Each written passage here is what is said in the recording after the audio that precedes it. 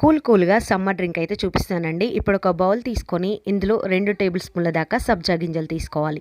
4 table స్పూన్ల నీళ్లు పోసి ఒక 5-10 నిమిషాలు నానబెట్టుకోవాలి. ఇవి నానేలోపు మిగతా ప్రాసెస్ చూసేయండి. ఇప్పుడు ఒక ప్లేట్లో 3 మామిడి పళ్ళు తీసుకోవాలి. ఇందులో ఒకటైతే ఖరాబ్ అయిపోయింది, ఎందుకంటే వర్షం పడింది కదా, పురుగులు ఉంటాయి. పురుగులు కూడా తయారైపోతాయండి వర్షం పడడం వల్ల, అందుకోసం చూసుకొని కట్ చేసుకోవాలి. ఇలా ఈ విధంగా పీసెస్లో కట్ చేసిన తర్వాత చిన్న చిన్న బైట్స్ కింద ఈ విధంగా కట్ చేసుకోవాలి. ఇప్పుడు 2 బ్యాచెస్ కింద ఇవి సైడ్న పెట్టేసేయండి. ఇప్పుడు ఒక జార్ తీసుకొని ఇందులో 2 గ్లాసుల కాచి చల్లార్చిన పాలు, 2 టేబుల్ స్పూన్ల షుగర్, అలాగే మ్యాంగో ముక్కలు వేసి గ్రైండ్ చేసుకోవాలి. ఈ విధంగా ఉండాలి, జ్యూసీగా. ఇది పక్కన పెట్టేసి 2 గ్లాసులు తీసుకొని ఇందులో సబ్జా సీడ్స్ ఈ విధంగా నానబెట్టుకున్నాం కదా, అవి ఒక్కొక్క టేబుల్ స్పూన్ యాడ్ చేసిన తర్వాత మిల్క్ కూడా యాడ్ చేసుకోవాలి.